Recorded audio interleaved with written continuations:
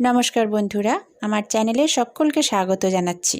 आजके सन्ध्यार एकटा snacks recipe जेटा बोले चायेर संगे भीषण भालो लागे। सन्ध्येबेलाय कोनो माने हठात् केउ बाड़ीते चले एले चायेर संगे एई रेसिपिटा सार्व करले मन तो भरबेई आर भीषण भालो लागबे खेते, जे द्वितीयबार आबार खेते चाइबे।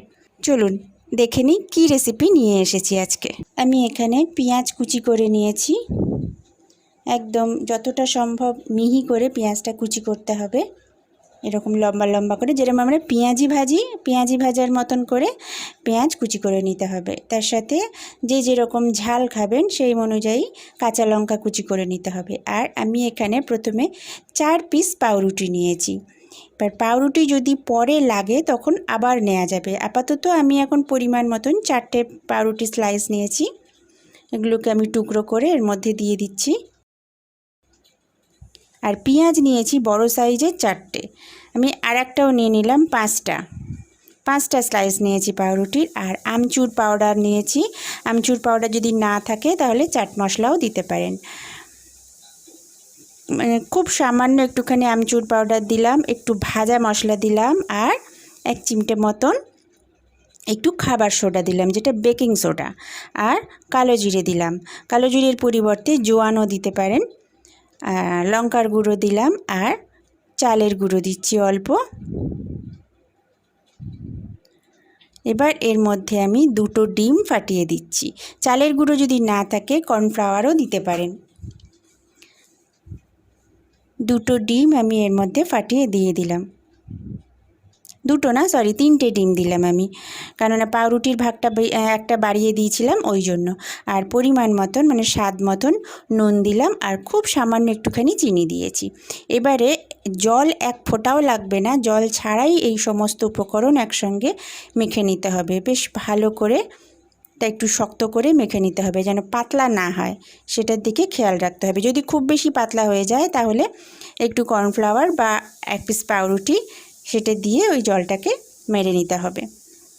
জল স্বাভাবিকভাবে জলটা লাগে না। আমি হলুদ গুঁড়ো দিতে ভুলে গেছিলাম, আবার একটু দিলাম। এবার আবারও আমি সমস্ত উপকরণ একসঙ্গে ভালো করে মিশিয়ে নিচ্ছি।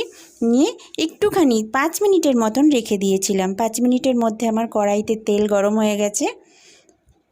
আমি সাদা তেল দিয়ে কড়াইতে তেল গরম করে নিয়েছি। তেলটা খুব ভালো মতো গরম হয়ে গেলে দেখুন হাই ফ্লেমে আমি তেল গরম করে নিয়েছি। এবার আমি ফ্লেমটাকে কমিয়ে দিয়ে একটা একটা করে পকোড়া ভেজে নেব। এরকম গোল গোল করে পকোড়া আমি ভেজে নেব। ফ্লেমটাকে অবশ্যই কমিয়ে রাখবেন, নাহলে কিন্তু পুড়ে যাবে।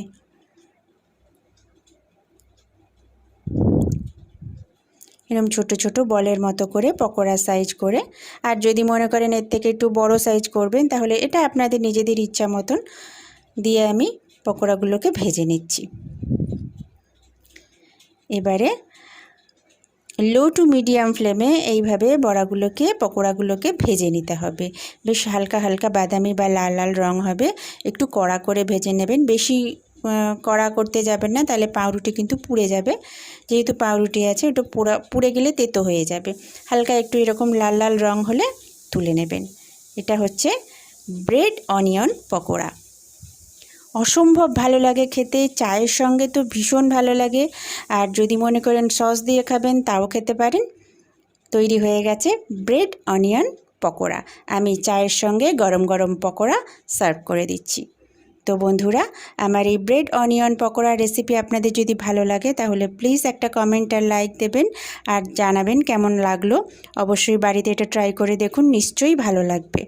যারা এখনও আমার চ্যানেলটাকে সাবস্ক্রাইব করেননি তারা সাবস্ক্রাইব করুন, আর পাশের বেল অপশানটা টিপে দিন।